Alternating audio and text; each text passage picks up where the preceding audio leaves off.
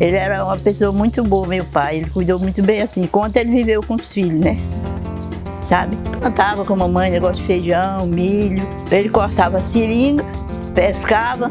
Ele gostava muito de pescar. Ele matava pirarucu, pegava tracajá, né? Ixi, a nossa casa era farta disso. Disso eu lembro bem. O papai, a mamãe foi para uma reza lá e roubou a mamãe.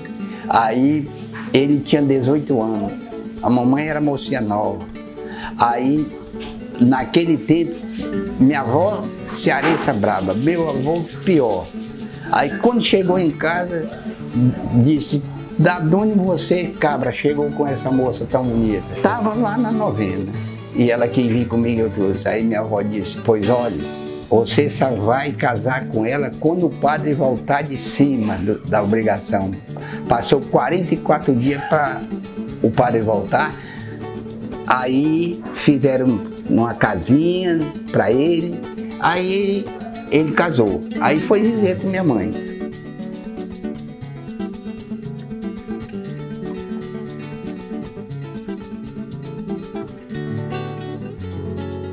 Coragem, coragem.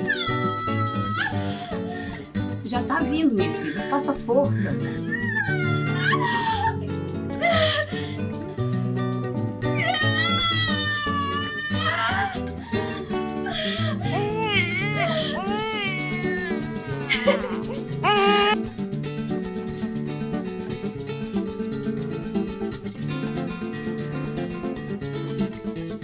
Quem nasceu primeiro foi o Manel. Com 2 anos eu nasci. Depois a Maria, depois a Jacira, a Francisca e o Zé.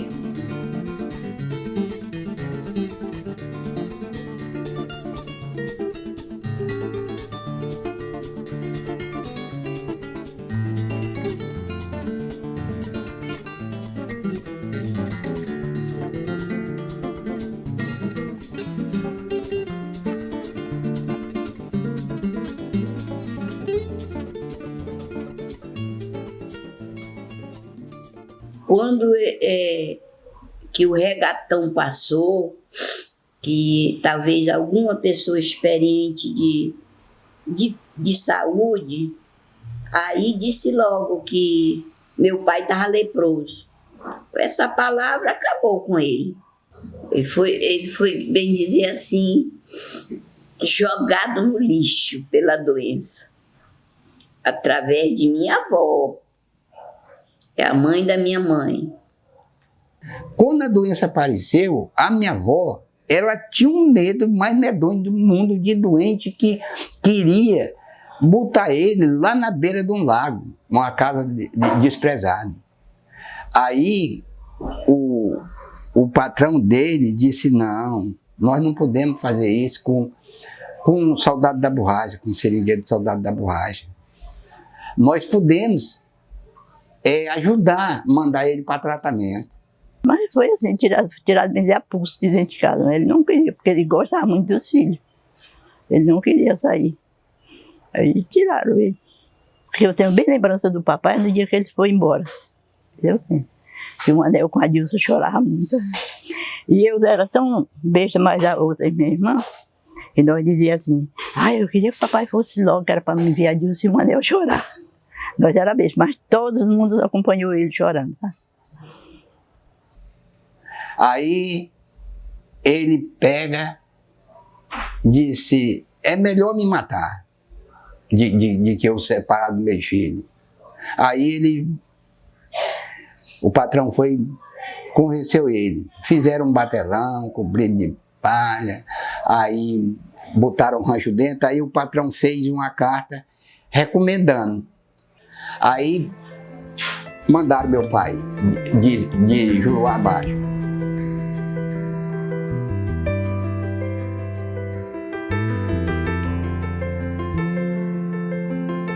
O meu pai conta que ele, com 11 anos de idade, ele ficou sem o pai dele.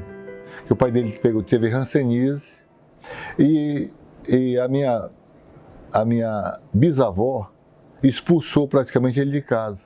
Mandou que ele fosse embora, porque senão ele ia adoecer toda a família dele. E meu avô veio embora numa canoa, remando do Juruá para Manaus. E meu pai, quando viu o pai dele saindo de casa, ele saiu desesperado, correndo na beira do rio Juruá e vendo o pai dele se distanciando numa canoa, né? E meu pai assim, sentiu muita emoção naquilo, chorou muito. Ele não conseguia esquecer aquilo, de ver o pai dele tendo que ir embora e ele ficar sozinho, com 11 anos de idade, para ser o chefe da família. Mas a gente pensava que ele vinha se tratar em Manaus, né? Para voltar. Aí não. Ele ficou para lá. Ele sempre escrevia para a mamãe vir embora, para botar nós na aula, né? Mas nunca deu.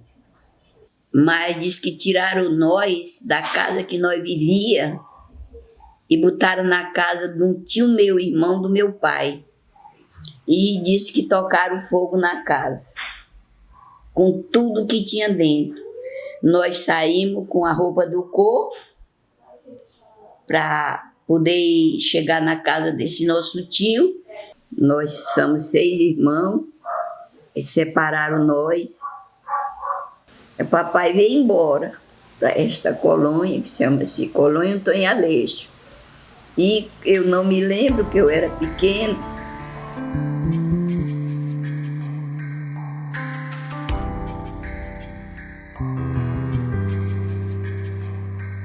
O Manel, meu irmão, era o mais velho. Ele tinha 11 anos, né? Eu tinha 8 anos, quando meu pai saiu, nós fomos para o Seringal. Fomos trabalhar. E mamãe em casa, no roçado. Nós vivíamos essa vida, lutando. E a tia Dilce, como segunda filha, era quem ia, acompanhava ele para ir cortar a seringa no Seringal. Contava que ele saiu 1 hora da madrugada, com uma lamparina na cabeça, uma poronga. E naquela época no Juruá tinha muita onça, então ele tinha muito medo. Então ele ia com a minha tia, ela ia focando para ele, e ele cortando as seringueiras e colocando aquela tigela para parar o leite. Você saía 1 hora da manhã e voltava 1 hora da tarde, né? Com fome. Naquela época não era fácil a luta. Então todo dia fazia aquele trabalho. Quando terminava dali, é que ele ia comer alguma coisa, às vezes ia pescar, às vezes daí ia capinar uma roça, fazer alguma coisa. E depois disso jantava e ia dormir, porque 1 hora da madrugada tinha que acordar de novo.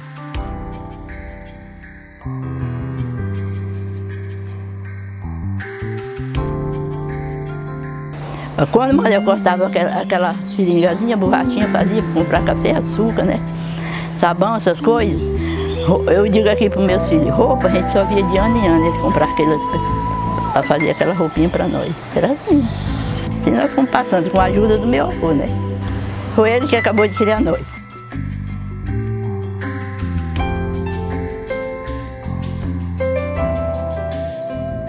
Ele ficou lá. Muitas das vezes ele tinha que cortar lenha, ele fazia lenha para navio. Naquela época tinha uns navios, chamavam chatas, né? Que era barcos de ferro, que era movido a vapor. Então tinha aquelas rodas d'água grandes, né, que giravam, e ela precisava de lenha para criar o vapor para poder se locomover. E meu pai tirava lenha também para esses navios. Eu tirava lenha, vendia, aquele dinheirinho, comprava o rancho e assim ia levando.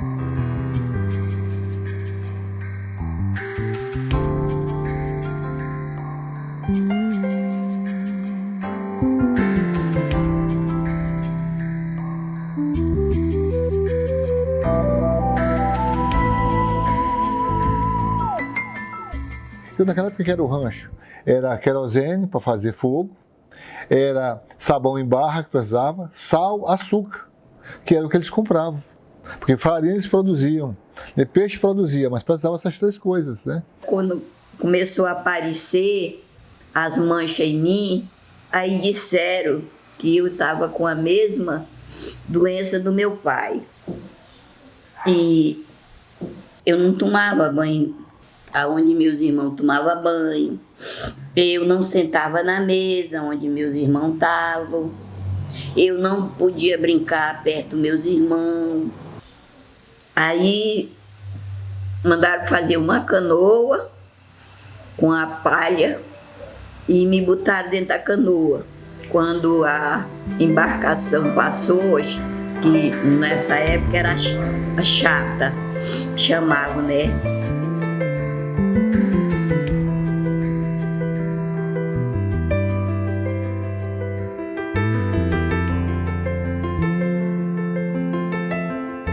Foi muito triste, olha. Eu não gosto nem de me lembrar. Eu lembro que a mamãe amou eles. Eles vieram com a mãe do meu padrasto, né? Ela trouxe eles. Aí chegou em Caruaru e ficaram. Saí do Alto Juruá, daquele seringal triste, quando eu tinha 5 anos de idade. Eu vim mais minha irmã, Maria Rodrigues, saímos de lá do Alto Juruá, do seringal. Um dia, meia-noite, num batelão velho, podre, cheio de Sernambi, mas a mamãe tinha ficado para lá, pro interiorzão lá, pro seringal, com o resto dos irmãos. Viajemos 8 dias com 8 noites, cheguemos em Caruaru. Eu fiquei lá para tratar de uma enfermidade que eu tinha, que chamava que era boba. Aí minha irmã, Maria Rodrigues, o médico, o enfermeiro, constatou que ela estava doente da hanseníase. Naquele tempo não chamava hanseníase, chamava de leproso, né? Vamos logo direto no assunto. Aí eu dentro da canoa, com a corda muito distante da embarcação, quando era a hora de me darem comida, eles puxavam aquela corda e derramavam comida dentro daquele prato. O primeiro prato, com a colher que eles me deram, aquele eu fiz a viagem todinha. Um copo também, era até um copo desses leite moça, na época.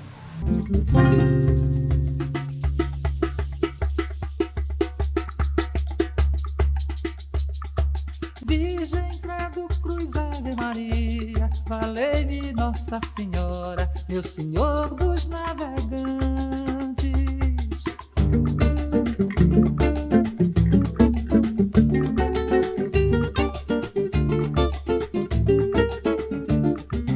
Virgem, credo, cruz, Ave Maria, tá na hora da partida, corre, corre lá na rampa, velho, moço e criança, minha namorada chora.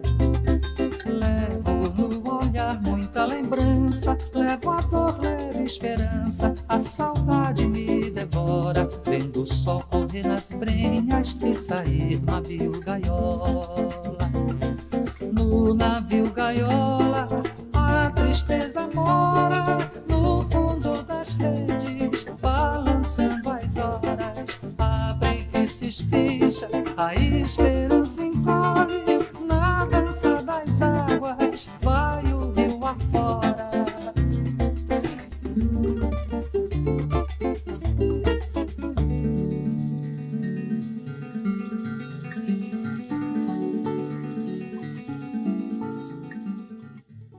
Quando eu vim do Rio Juruá, que eu cheguei em Manaus, que me levaram na Casa Amarela, que hoje em dia é Alfredo da Mata, foi quando foi detectado que era a lepra, né, que hoje em dia chama hanseníase. E me botaram novamente dentro desta canoa.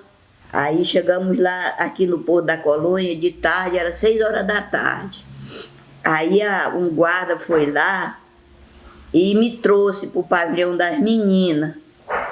Aí falou assim, para o meu pai, que já vivia aqui, que ele chegou em 50.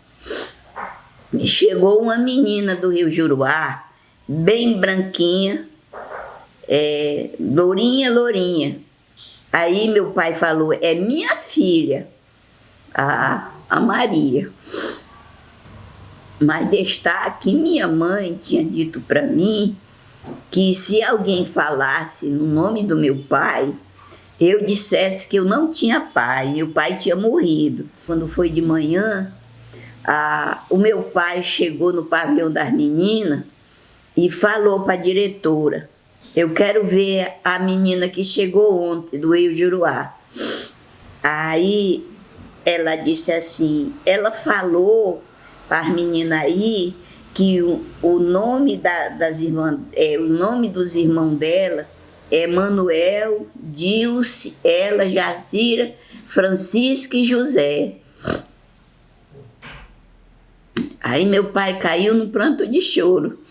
Aí ele teve mais que certeza que era eu que tinha chegado. Aí ele quis me agarrar e eu corri para onde estava a minha rede atada, numa redinha, parecia de macaco. E eu me enrolei nela todinha, que era para ele não me pegar, porque senão eu ia pegar a doença dele. Porque minha avó era dessa, que ela passou não sei quantos dias sem apanhar água do rio, porque meu pai vinha baixando o rio. Então aquela mesma água estava contaminada. Aí meu pai agarrando na rede, debruçado na rede, muito chorando, um pranto de choro, e falou para me tomar a benção dele, que eu era filha dele. Aí eu falei para ele, não, meu pai já morreu, meu pai já morreu. Até que a dona Amélia, que era a diretora do pavilhão das meninas, chegou comigo e disse, minha filha, dê graças a Deus você encontrar seu pai. Tome a benção dele, porque aqui o sofrimento é grande. E aí eu sei que eu não aceitei meu pai no momento. E pela dona Amélia, que era diretora, me convenceu. Olha, seu pai, ele é policial, o seu pai é uma pessoa muito benquista aqui na colônia, e você vai ter o que comer, porque quem não tem família aqui sofre mesmo, é o que dão no refeitório. Aí nós comíamos aquele feijão cheio de gorgulho, farinha não existia, era uma fome muito horrível que nós passávamos nessa época. Aí quando foi, com 2 dias, me convenceram que eu aceitasse meu pai, né? Contando história, e ele sempre lá no meu pé e eu não queria aceitar ele. E aí quando eu aceitei ele disse que ele ia fazer uma casa para me botar lá na casa com ele. Fiquei em Caruarí, na casa de um senhor chamado Marapinim. Fiquei me tratando dessa ferida. E lá, essa ferida, depois de 2, 3 meses, sarou. Aí eu não sabia mais notícia. Aí eu me perdi no mundo. Eu não sabia para onde estava minha mãe, não sabia para onde estava irmão, não sabia para cá, eu não sabia para onde estava meu pai.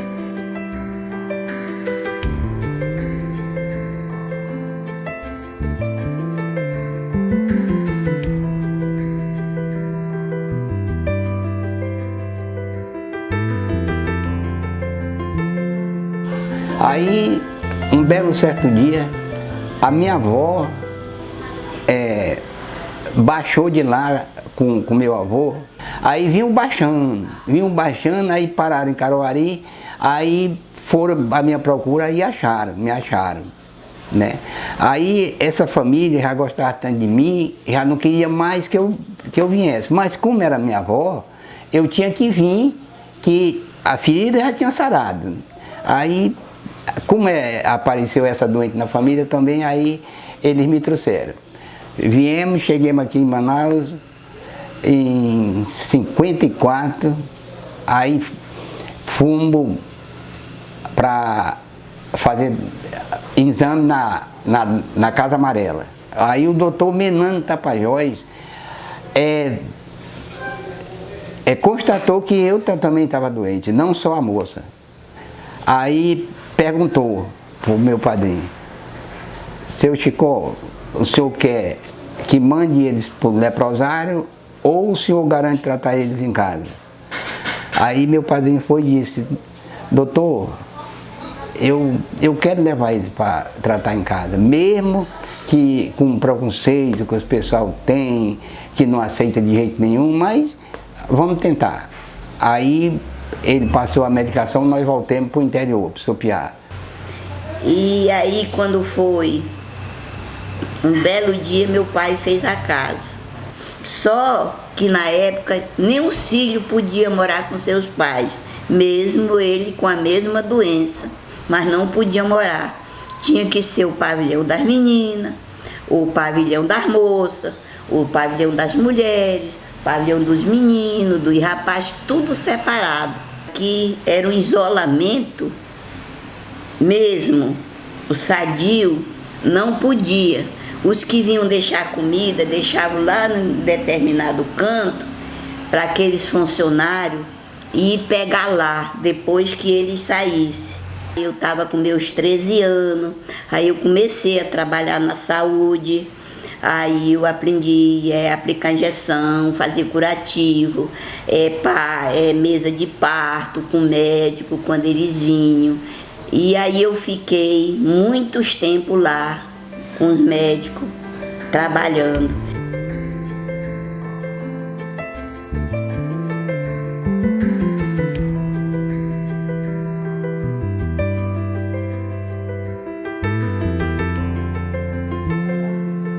Veio embora primeiro de Quinóis, a minha avó, mãe da mamãe. Aí quando foi com 2 anos, ela mandou chamar nós, a minha avó. Supiá, lá que a minha avó morava já. Ela escrevia para a mamãe, né? Chamando ela. Que era para ela vir, que era para criar nós para cá, para ver se a vida melhorava. Queria que a mamãe viesse, a mamãe deu um jeito e veio. A gente veio para, né? A gente morava em Juruá. O avô dele, o seu Chicote, que chamava o seu, por isso que meu pai tem Manel Chicó, porque era Manel do Chicote. E quando ele tinha mais ou menos 16 anos, o meu avô veio embora para cá, para Manacapuru, na época, que era o pai que orientava ele. E ele veio, na época ele pegou uma passagem com um senhor que trazia borracha naquela época, e trazia outros produtos, pirarucu seco. Então ele veio pagando a passagem, tirando a água da embarcação. Então ele conta que ele ficava sentado no porão da embarcação, e ele ficava com o pé dentro da água, e ele dormia com aquele pé dentro da água. E quando ele acordava, a água estava chegando já aqui no joelho dele, ele ia tirar a água, né?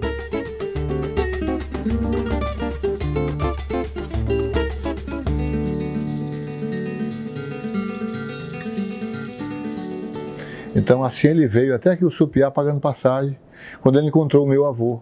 Nós viemos tudo. Aí nós fiquemos, aí não fizemos, não voltaram mais, ninguém voltou mais, ficou aí que ela não deixou mais a gente voltar.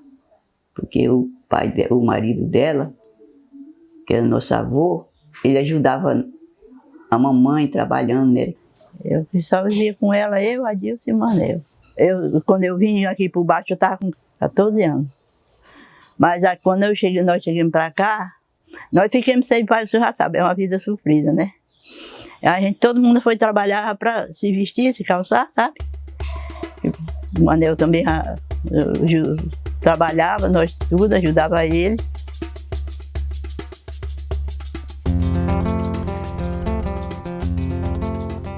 Eu vim para cá ainda no escoeiro, né? Olha, era plantio de macaxeira, era plantio de tabaco que minha mãe coisava, criação de galinha. E tinha umas cabeças de boi também, entendeu? Plantação de milho também. Quem era irmão e pai era o Manel para mim. Para onde ele ia, ele tinha que me chamar. Para onde ele ia, ele me carregava, entendeu? Minha vida era no trabalho, tá? Às vezes a gente levava a farofa numa lata, fritava o peixe, né, o desfiado de pirarucu, outro peixe, e levava dentro de uma lata para almoçar. Olha, eu vou te dizer uma coisa, vida de pobre não é bacana, não. Não é bacana. Você come o pão que o diabo enjeitou. Nesse período que nós estávamos aí no Supiá, era época de juta. Aí o Manel Chicó era que apresentava o nosso pai. né? Era o irmão mais velho, era que nós era guiado por ele, né? E graças a Deus ele deu conta do recado.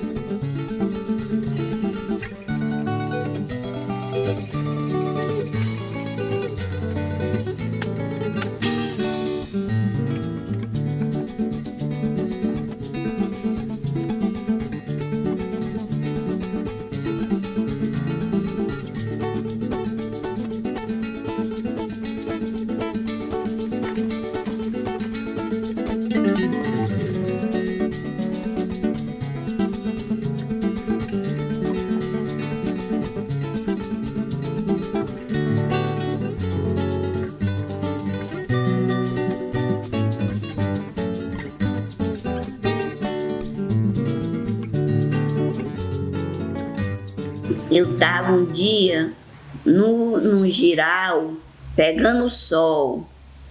Aí apareceu aquele rapaz com aquela mulher. Que eu nem me lembrava mais da fisionomia da mamãe nem do meu irmão. Aí eu vi quando ele disse, lá está ela, que era o Manuel. E ele veio do Rio Jurubá. Disseram que ele veio com a rede. Mãe, eu vou embora para Manaus. Eu vou atrás dos meus irmãos, que era eu e esse José. Eu vou atrás dos meus irmãos. Aí ele me veio fazer essa visita aqui na colônia, mas também não chegou perto de mim, que eu não podia, era uma lei. A minha mãe, muito mais distante de mim, porquanto a minha avó, que é a mãe dela, já tinha envenenado a cabeça dela, porque ela não podia chegar perto de nós. Mas eu não jogo pedra nela, porque era a lei. Foi o que ela, vamos te dizer, foi o que ela escutou, viu falar. Era um momento, era isso mesmo, né? Ela tinha muito medo. Por isso. Ela não ia lá, nem ia deixar eles ir na casa dela. E nós não, todo dia nós fizemos em casa, ter ido em casa, fazia, eu passava o dia por lá, só não deixava a gente comer. Pessoal, porque não deixa a gente comer, nem beber água quando chegasse lá. Demais. Era. Essa doença não deixou a gente pegar perto, porque faz mal pegar na gente, né? Porque pegava na gente. Mas a gente ia comprar as coisas daqui, todos os fins de semana, Benzil ia lá levar as coisas para ela e ele, comia, ajudar eles. Era assim que nós fazíamos. Manel mandava, mamãe mandava as coisas e eu ia deixar para lá. O tempo se mudar, graças a Deus. Aí passou-se, aí a minha irmã apareceu lá e acertou a dona onde nós morávamos, a Maria Rodrigues. Aí a Maria disse, não, vamos levar o Zé, porque lá o tratamento é melhor e tal. Nessas alturas eu já estava com 14 anos, já estava todos esses anos passados já fora da família, aí já estava em tratamento já com minha avó, quando ela apareceu lá. Aí pelejou e tal, até que convenceu o meu padrinho, mas aí minha mãe já tinha chegado do Juruá, já estava aí também, aí leva para tratar, bora tratar. E foi quando eu vim para cá, cheguei em 60, aqui no ano de 1960, aqui tinha 333 pessoas, só o doente que tinha. Que quando eu vi meu pai, eu nunca tinha visto o que era o negócio da leucemia, da lepra, que a Maria disse assim, Zé, toma a benção, que esse aqui é nosso pai. Eu corri com medo do meu pai. Por quê? Porque meu pai estava completamente deformado, né? E eu não sabia o que era aquilo, eu corri com medo. Aí a Maria, não, Zé, volta, toma a benção do papai. Ele começou a chorar, e todo mundo chorando, aquele negócio todo. Aí eu fiquei querendo voltar, mas eu já estava com encaminhamento com a ficha feita para ficar aqui, aí foi o jeito de eu ficar. Eu tinha 14 anos, não me mandava, né? De Juruá abaixo. Meu pai passou 2 meses e 3 dias para chegar aqui. Ele disse que quando ele vinha baixando, nesses 2 meses e 3 dias para chegar aqui, na ponta ali do Catalão, ele quis se matar por 2 vezes. Uma, o fósforo tinha acabado e não tinha mais como chegar em outro seringal.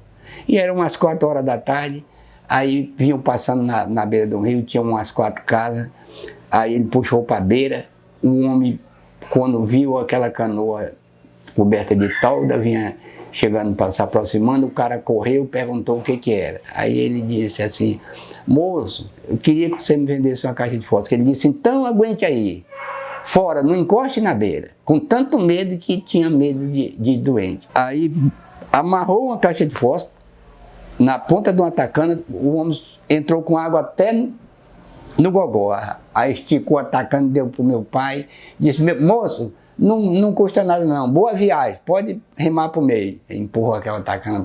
Aí meu pai disse que bateu um desespero tão grande, porque gente que não conhecia ele, sabia que ele vinha em busca de saúde, via ele assim que nem uma onça, que nem um bicho. A segunda vez, quando apertou a saudade dos filhos e da mulher, que minha mãe era uma mulher muito bonita. Aí ele vinha com um colega dele também, aí o colega dele não deixou ele se matar. Aí quando chegou aqui na ponta do Chiborena, tinha uma lancha que se chamava-se Adolfo Lisboa. Essa lancha rodava todo dia aqui atrás de doente. Quando via uma canoa coberta de tolda, puxava em cima e sabia que era um doente. Jogava um cabo de uns 50 metros, trazia, o caboclo chegava aqui, botava aqui dentro do Lago da Colônia, aí descia o pessoal da prefeitura, uns que era guarda, puxava a canoa em terra, quebrava e tocava fogo, que era para a pessoa não fugir. Aí aquele cabo que o doente pegava para amarrar a canoa, o comandante da lancha cortava e tocava fogo, porque ali tinha pego um doente daquela coisa. Aí meu pai ficou aqui. Quando escreveu para a mamãe pelo o navio J. Leite, que a mamãe perdesse as esperanças que ele não voltava mais. Aí foi quando a mamãe conheceu o segundo marido. Aí o Manel não queria, mas a mamãe nova, né? Aí ficou com esse segundo marido. Com esse segundo marido ela teve ainda 4 filhos, quer dizer que nós somos uma geração de 10 filhos. Sou filha de Yolanda Marques da Silva e Francisco Pereira da Silva. Yolanda Marques teve 10 filhos, 6 do primeiro casamento e 4 do segundo. Nesses 4 eu sou a terceira. Eu nasci onde eles começaram a história, né, que foi lá pelo Juruá. E daí, quando eu era muito pequena, tinha 3 anos de idade, minha mãe veio embora, porque minha avó veio primeiro, aí depois a minha mãe desceu o rio abaixo. O Manel já estava lá, que era o filho mais velho da mamãe, já estava trabalhando, aí providenciando a nossa casa, fez a nossa casa, tudinho, aí começou a nossa vida, vivenciar lá no interior. E o papai ficou aqui na colônia, né? Quando ele se lembrava de todas essas histórias que ele tinha construído uma família e não conseguiu criar os filhos, que ele se achou que a doença avançou nele, que meu pai morreu que nem um Lázaro, todo chagado, todo deformado, né? Muitas vezes ele dizia assim, ô meu filho, me dê logo um veneno para me deixar de sofrer tanto. Mas papai, o senhor não está sofrendo. Papai, vamos cuidar do senhor. Ele dizia, não meu filho, eu sofro por dor. Não só por você que eu estou vendo você, mas sim pelo resto dos meus filhos. O resto dos filhos, a Dilce, Jacira, Francisca, viram meu pai, o nosso pai, por umas 3 ou 4 vezes, né? Eu queria, meu filho, que Deus tivesse me dado a minha sorte de eu morrer do lado da sua mãe e dos seus irmãos, mas já que eu não tive essa sorte, eu estou aqui, né, da situação que eu estou, eu queria que Deus me tirasse. No tanto, quando ele morreu, ela que conta, só estava ela e o José, né? Aí disse que ele sofreu muito, aí disse que no dia que foi para ele morrer, ela disse, olha, para o senhor, eu vou morrer satisfeito, porque os meus filhos estão todos comigo. O papai faleceu dia 16 de outubro de 62, que convivi com meu pai 2 anos. Quando ele morreu, eu estava com 16 anos. Eu lembro bem que nós vivíamos com a minha mãe, né, em casa. A mamãe trabalhava na roça e eu ficava em casa com os curumim, que já seria o Raimundo, que era muito pequeno. Eu cuidava dos meninos pequenos, os filhos mais velhos das minhas irmãs, eu que cuidava para elas trabalharem. Mamãe trabalhava com as meninas na roça, plantava feijão, milho. A escola que eu estudava, a gente andava de canoa e atravessava o rio. Vinha aqui bem distante, quase 1 hora de viagem para Dona Maria, Natividade. De lá eu fiz até o 3º ano, eu já sabia ler e escrever. A Graça, tá? Desde quando nós chegamos no Supiá, que minha mãe colocou ela em Manaus, na auxiliadora. Tá. Aí depois vem a Tunieta, foi para lá também, as 2. Né? Aí com 13 anos eu vim embora para Manaus, fui interna no Colégio Auxiliadora.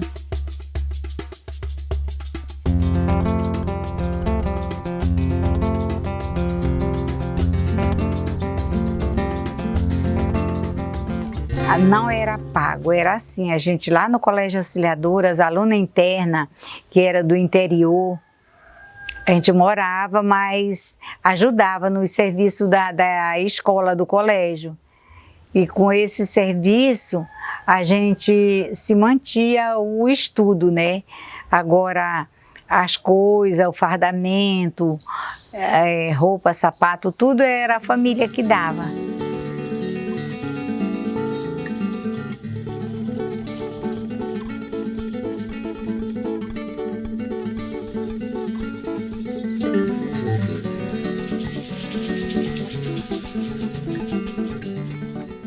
Aí ficaram lá um bom tempo e a gente ia fazer visita, aí levava ovos de galinha, levava farinha, levava o que a gente do interior leva, né, E as freiras ficavam muito contentes, aquele negócio todo e tal. Sei que passaram um bom tempo. E para lá ela ficava. Que de primeiro a gente tinha dois meses no final do ano, janeiro e fevereiro, de férias. E nas férias do meio do ano, de junho, que só era 15 dias. Nesse período, a gente ia para casa, ia ficar com a família. Eles iam lá, buscavam, a gente vinha para casa. Transporte era de motor, o Manel tinha um motorzinho, aí ia buscar a gente lá em Manaus. A gente vinha com ele de barco. Me formei lá. E eu saí com os 18 a 19 anos. Trabalhador, meu pai sempre foi muito trabalhador. Ele conheceu minha mãe e com 22 anos ele se apaixonou pela minha mãe, né? E com 23 anos ele casou com minha mãe. Casaram, né? E aí ele foi ter o cantinho dele. Uma casinha dele que ele tinha, que ele fez uma casa lá na ponta dele de Supiá. Então lá ele trabalhava com minha mãe. E eu, com 2 anos depois, eu nasci, o filho mais velho, o primogênito, né? E 2 anos depois teve outro irmão, que é o Carlito, que é 2 anos de diferença. Depois, mais 2 anos, veio o César, que é o 3º irmão. E eu lembro ainda disso, que ele ia para o roçado com minha mãe trabalhar, que ele era muito trabalhador, e eu ficava em casa, às vezes tomando conta dos 2 irmãos. Imagine um garoto com 4, 5 anos de idade tomando conta de 2 irmãos, né? Então, é incrível, naquela época a necessidade obrigava a isso, né?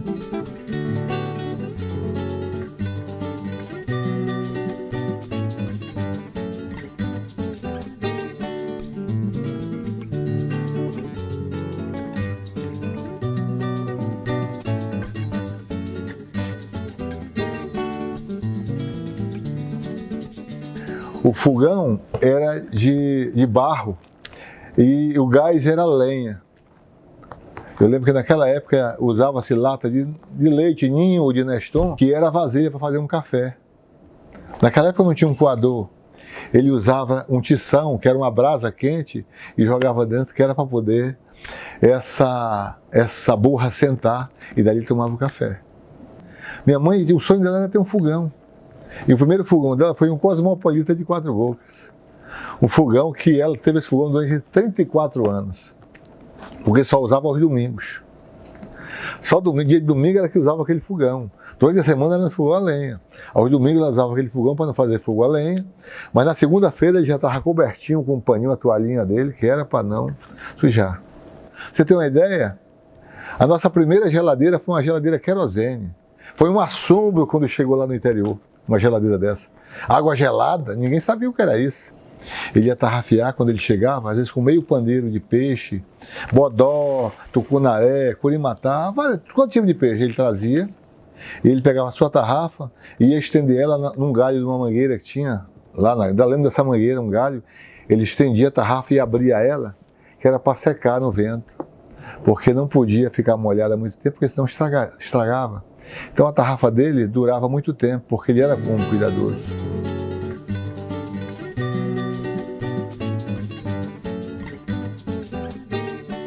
E ele ia para o roçado normalmente 5 horas da manhã. E quando o dia clareava, ele já tinha produzido muito, tinha trabalhado muito, porque ele era muito trabalhador. Plantava naquela época banana, fazia roça, plantava juta e malva. E com muita dificuldade, ele foi vencendo.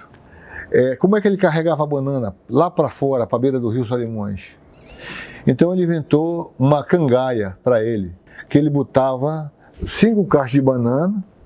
Na costa dele ele tinha uns calos secos do lugar da cangaia, que era de trabalhar. Então meu pai é um homem trabalhador, um gigante no trabalho. Depois disso ele foi e comprou uma égua. Então ele preparou 2 cangaias para a égua. Então ele colocava uma cangaia de um lado e do outro, que botava 5 cachos de um lado e 5 cachos do outro, né? E ele também botava outra cangaia na costa dele e ele trazia, ou seja, ele trazia já 15 cachos de banana de uma vez. Então ele fez uma canoa grande, chamava Garité, com uma cobertura, e ele vinha no remo, aqui para Manacapuru, oferecer banana para trocar por rancho, por mercadoria. Então ele trazia banana, ele trazia tabaco, que ele plantava também tabaco, ele fazia tabaco de molho, que chamavam. Ele trazia peixe salgado seco, pirarucu, que ele pescava e produzia. Então ele vinha tudo para trocar em Manacapuru com o rancho. E na subida, para ir no remo, era muito ruim, que a canoa era muito grande. E às vezes ele pegava o reboque. Então ele já passou a comprar mercadoria e já começou a financiar pequenos produtores da região lá, pequenos vizinhos. Então eu lembro que ele pegava, comprava, vamos dizer, 2 barras de sabão. Ele dividia em 4. Era meia barra que ele vendia para cada um. Açúcar, sal, querosene. E ele passou para receber na época da produção, da juta. Eu lembro que ele comprou um primeiro motorzinho para ele, uma canoa grande, um albim de 5. Eu era menino, eu lembro dessa canoa. Uma coberturazinha, uma galetezinha, era estilo canoa. E nessa época ele pegava essa juta que ele pegava dos outros, vendia, ganhava o dinheirinho dele e foi trabalhando. Depois disso aí, ele comprou já um solo de 4, um motorzinho maior. Já era motor a querosene, já, ou seja, foi crescendo aos pouquinhos. Depois disso ele comprou já um Yamaha de 13, que era o Arigozinho. Nunca esqueci desse barco. E sempre guerreiro, trabalhador. Aí ele me chamou, não tinha outra pessoa mesmo, ele me levava. 4 horas da manhã ele já estava me aperreando. Aí nós saímos pelo beiradão comprando porco, papagaio, periquito e galinha e tudo. Ele comprava banana, tudo, essas coisas. Fruta, ele levava para Manaus num batelão e vendia. Ele começou a marretar para dar conta da casa. Era assim.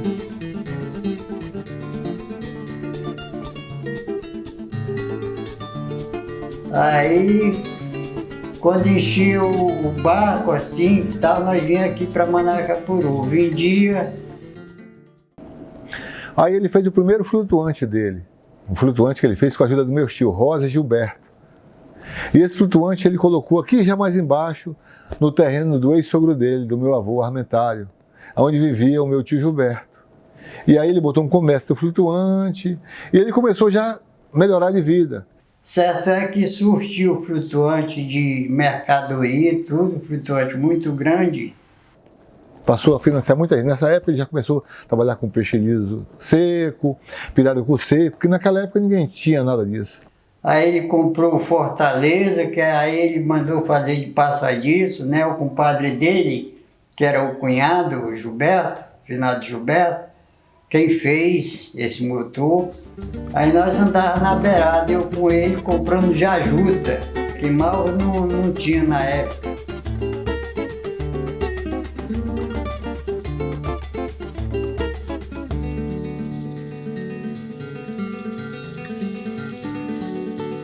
Foi quando ele fez negócio com a Fitejuta, já em Manaus, que era uma empresa grande de juta, através do seu Valdir Queiroz. E aí já arranjaram um batelão para ele, chamava Alvarenga, e ele já produzia muita juta. E foi crescendo, crescendo. Aí ele cansou de dizer, quando ele estava de bom humor, ele dizia, rapaz, eu ainda vou comprar isso aqui. Aí passou, aí ele terminou esse negócio de juta e nós fomos fazer recreio, no dito Fortaleza. Fazia recreio. Quando chegava no Supiá, a mulher dele entrava para o barco e ia com nós para a viagem. Fazia até o Caviana e voltava para Manaus. Aí ele foi, comprou, negociou uma máquina na Arapaíma. Aí disse, bem, meu irmão, agora você traga seus paninhos de bunda, que sua casa é aqui. Para onde esse barco for viajar, você vai. Para carga, para Belém, né, levar castanha, era para recreio, era para onde fosse eu ia, né. Trabalhei muitos anos.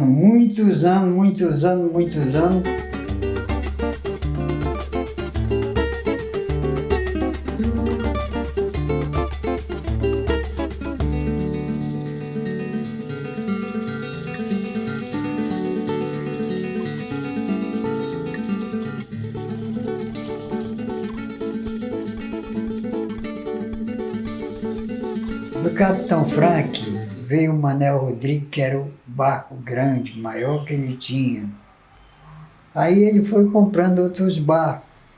Roberto Brito, entendeu? O Roberto Brito, que também era grande. Aí que chegou o ponto de ele pegar um dinheirinho mais avultado e o Mário Guerreiro, que era dono da Brasil Juta, ofereceu a Brasil Juta para ele. Ele pegou com as duas mãos, vamos fazer negócio. Aí fizeram negócio, né? Aí ele começou a trabalhar no que ele queria. O que ele queria mesmo era fazer um frigorífico, né? Para trabalhar com peixe, porque aqui pela região dava muito peixe. Era o que a tendência dele era trabalhar com peixe.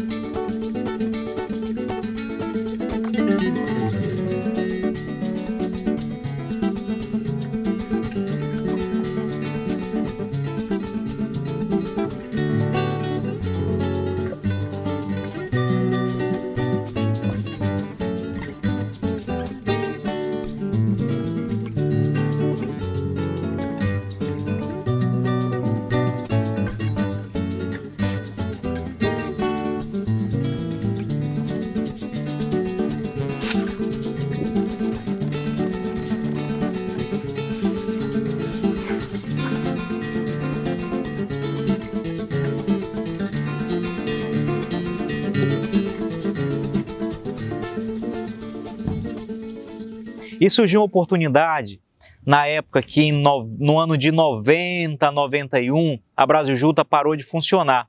E como ele era o melhor cliente da Brasiljuta na época do seu Mário Guerreiro, deram preferência de compra para ele, né? Então foi quando ele se juntou com o Raimundo, que é o meu irmão mais velho, eles se uniram e compraram o prédio da Brasiljuta e montaram essa indústria que hoje é a Frigopesca, né? Então começaram a dar ênfase ao pescado aí. Já trabalhava com peixe seco, né? Levava no barco para Tabatinga, quando não para o Pará, fazia essas coisas, mas de maneira profissional começou com a Frigopesca, né? Ele e o Raimundo junto. No ano de 93 foi concretizada a Frigopesca, aí começou a exportar, chegou a fazer exportação para a Venezuela, para a Colômbia, e vendia muito dentro do Brasil, o mercado de São Paulo, o mercado de Minas. Então essa paixão pelo peixe permanece até hoje.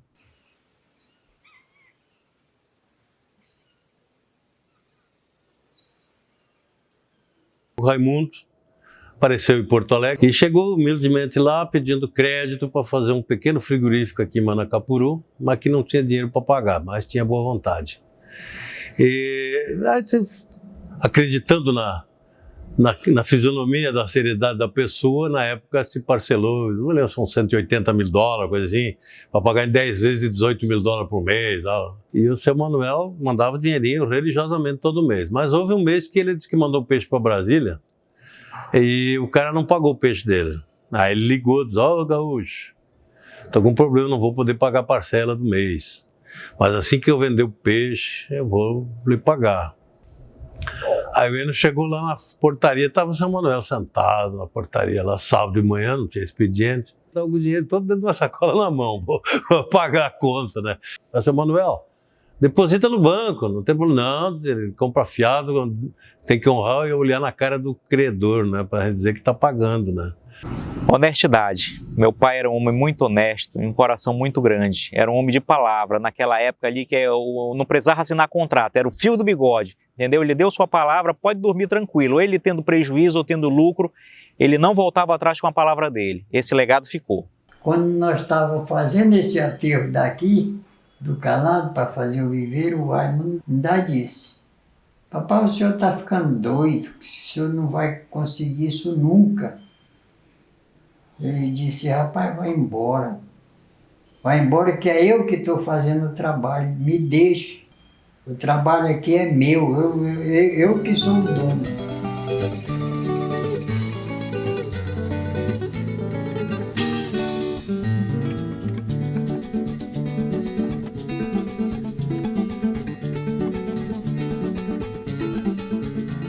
Quando eu me lembro que no calado, nesse calado aí, nós ia lá para o meio do lago. Para o meio do lago não, para o meio da lama. Tirar aqueles pau podres, carregar no meio da lama para amontoar tudo na beira assim, para deixar tudo limpinho, entendeu? Quando eu me lembro disso, eu vou te dizer, quando era noite, podia se lavar, mas estava aquela caatinga de lama no corpo todinho. Fizemos a barragem, tudo bacana, é o maior viveiro que tem, entendeu? Tinha pirarucu de 100 e poucos quilos lá. Rapaz, eu queria que você visse, era a coisa mais linda que tinha.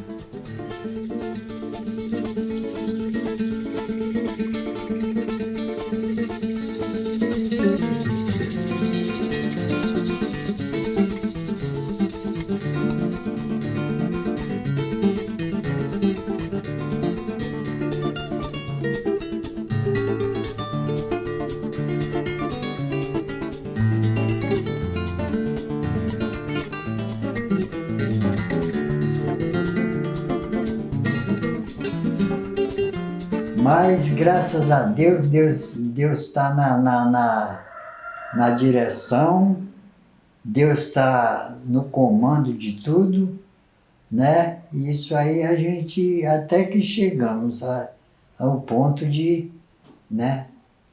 De estar onde chegamos. A escola comprou uma balsa. Aí mandou fazer um frigorífico, numa balsa mesmo. Tudo tudo bacana, tudo funcionando, tudo beleza. Fiz com frigorífico lá na mão.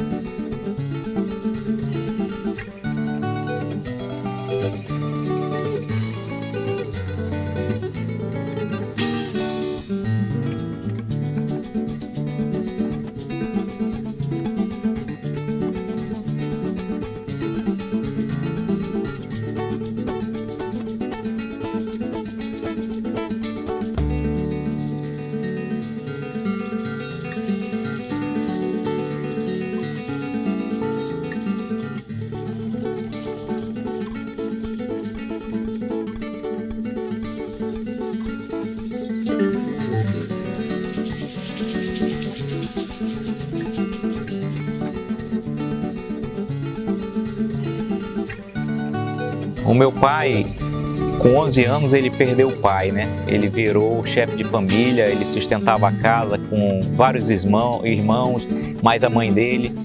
E ele conta que a saudade do pai dele era muito grande, ele ficava rodeando a seringueira assim, chorando, e ficava aquele caminho ao redor da seringueira. Eu lembro muito bem dessas histórias que ele contava, né? E claro, naturalmente pegou na veia esse trabalho, né? Pegou na veia.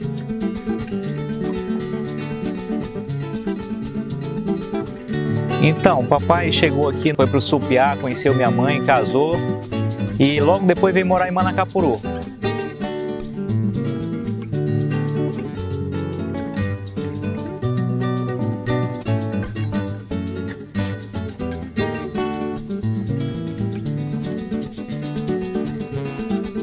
Então, eu já nasci aqui em Manacapuru. E papai sempre foi comerciante, tinha barco, fazia regatão, trabalhava com juta, com malva, borracha, castanha, né? Tinha parte do gado também, muito trabalhador, né? E eu lembro muito bem da minha infância, quando eu tinha as férias da escola, a gente saía de casa às 5 horas da manhã, a gente ia para a fazenda, podia estar chovendo, fazendo sol, o que fosse, a gente ia.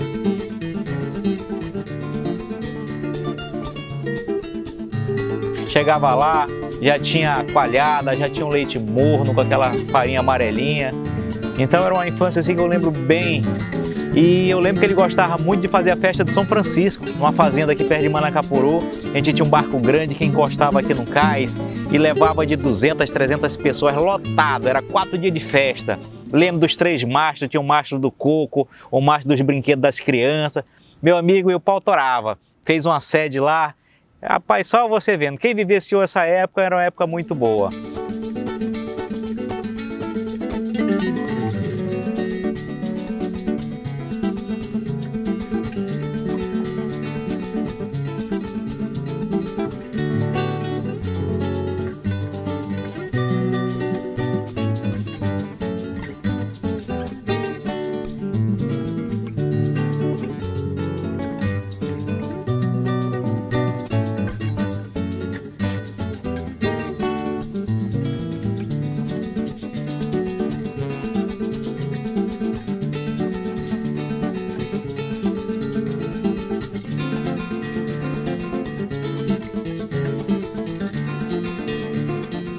O meu irmão botou o nome do Raimundo, que se o primeiro filho dele, quando nascesse, que se fosse homem, ele botava o nome do avô, Raimundo, que é o famoso Raimundo Chicó.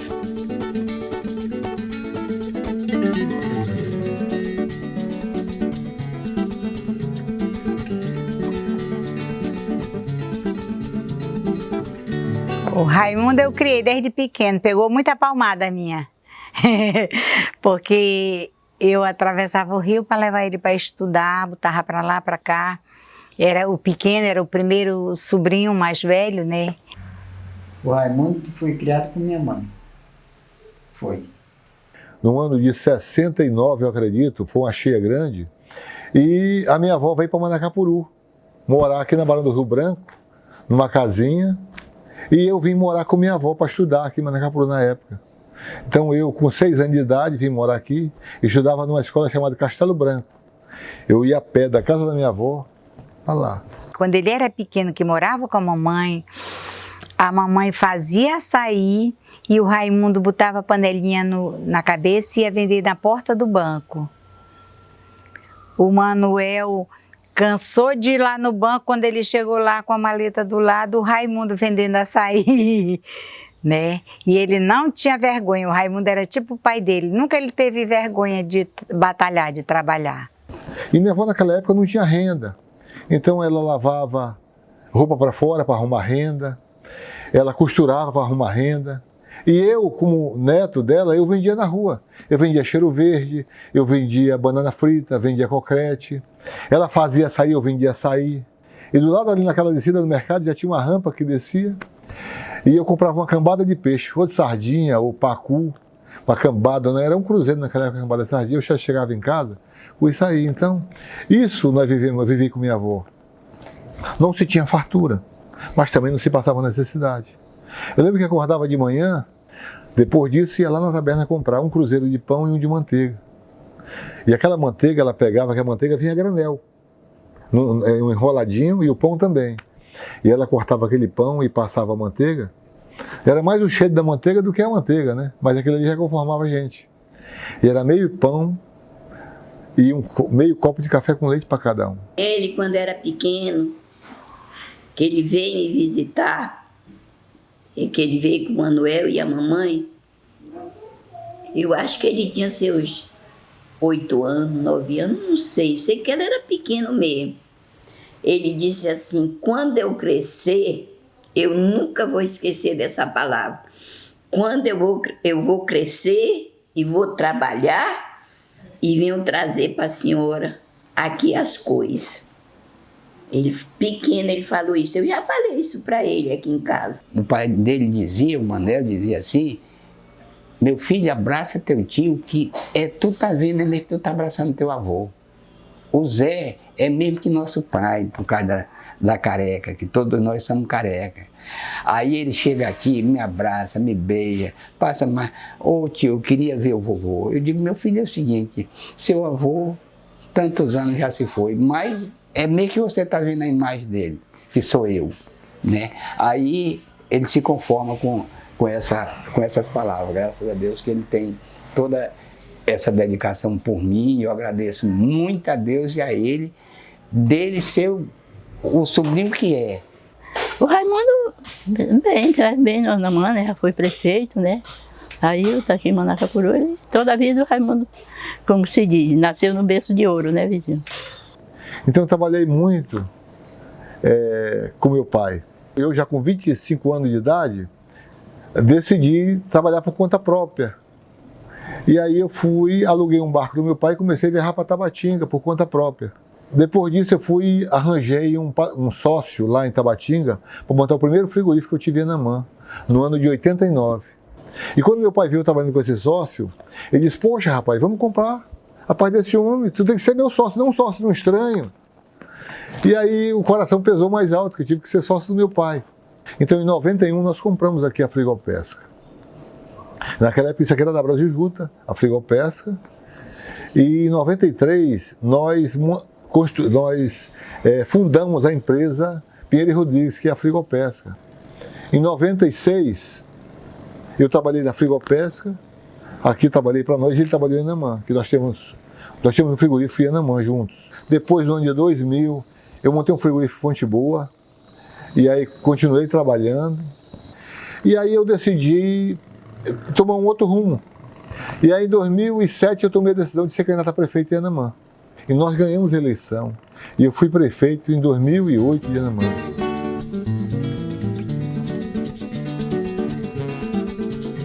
Então, muito difícil a política para mim. Foi assim uma experiência muito amarga, porque é um jogo que eu não nasci para ele, tá? É um jogo sujo. Então, as decisões são muito difíceis para quem trabalha numa posição correta. Mas tudo é válido, valeu a experiência. Ele ajudava o Mandel ajudava ele.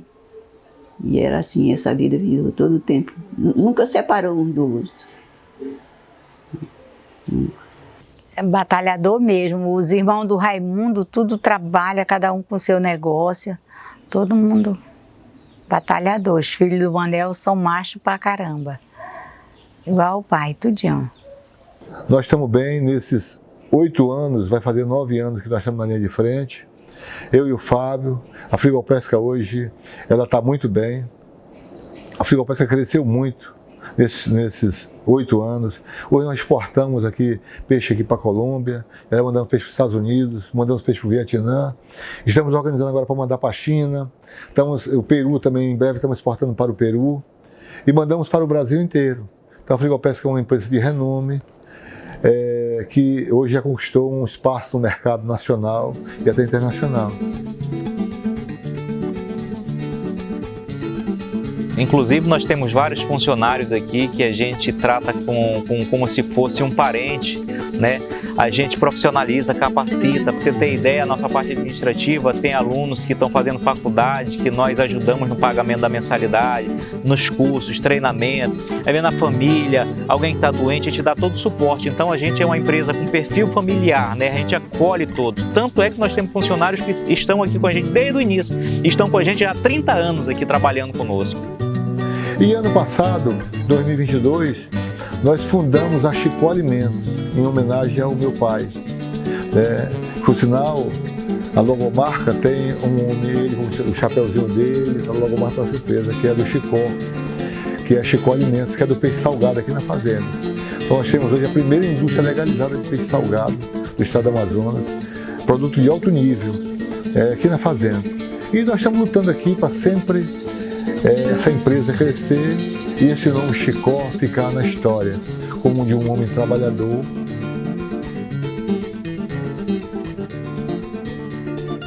Essa casa aqui, aí quando aprontou, ele disse: bom, mãe, está aqui sua casa. Essa casa, só Deus lhe toma essa casa. Porque outra pessoa não vai lhe tomar. Essa casa é sua, eu fiz exclusivamente para a senhora. Só minha mãe morou 50 anos aqui nessa casa. Fora os anos que quando eu chegava da viagem não tinha para onde ir, vinha para cá. Entendeu? Minha mãe era minha rainha, porque eu sou a caçula, mais nova dela. Então, todos foram e eu fiquei. Foram trabalhar, foram saindo de casa. E apesar de eu ter passado um tempo na escola, que ela mesmo fez com que eu estudasse e aprendesse, eu voltava assim para minha rainha, minha mãe, queridona. E até os últimos dias de 99 anos que ela se foi, eu cuidei dela. Tenho muito orgulho, mesmo casada, mesmo com meus filhos, mas eu nunca deixei de ir um dia só na minha mãe. Ela era tudo. Ainda é, que eu amo muito onde ela está. E ela disse que não ia dar filho nenhum. Filho dela, ela ia cuidar. Chamava ela demais para ver se ela dava um filho para ela. Não, era tudo pequeno e dá. Não dou meus filhos para ninguém, só Deus. Meus filhos só saem de mim que Deus o livre morrer. E ela lutou, trabalhou muito. Pô, minha mãe lutou muito. Olha, o que a minha mãe ensinava a gente trabalhar, saber respeitar as pessoas mais velhas, né? Ser umas pessoas, uma mulher, uma moça direita, né? Nunca caía assim no erro. Ela dizia: olha, filha de pobre é a única coisa que, o valor que tem é esse, ela dizia.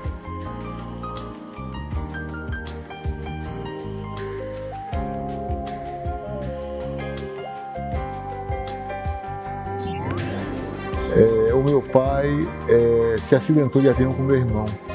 Um temporal, eles foram pousar o avião lá no Paranamã. E quando ele saiu num clarão que estava sem a mata, uma raia de gente pegou ele e jogou ele lá em terra. E o meu irmão ficou muito ruim.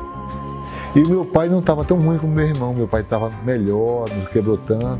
E meu pai, lutei 140 dias com meu pai numa UTI e não consegui lá mais tirar meu pai vivo de lá, infelizmente. Mas lutei pelo meu pai até o último momento. Tudo que o dinheiro podia comprar para ele, eu comprei. Todo mundo chorando aí, as irmãs e tudo.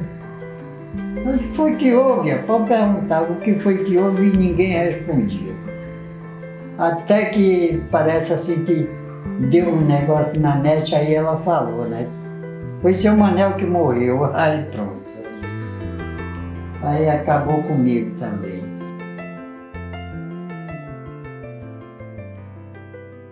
O corpo de bombeiro veio por ali e tal, aí parou aí abriram o portão, aí ela ficou olhando, aí começou a escorrer lágrimas do olho dela. Olha, tu me acredita que desde aí ela não falou nem a letra A.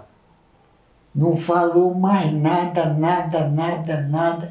Morreu e não falou mais nada. Se ela queria alguma coisa, ela apontava, ela coisava tudo. Era assim. A verdade foi essa. O pai morreu, ele assumiu, né, as coisas, cuidando das coisas do pai, tudinho como se fosse ele mesmo. Então eu espero daqui para frente que Deus proteja ele, que nós sejamos mais unidos, que nós tenhamos mais vida.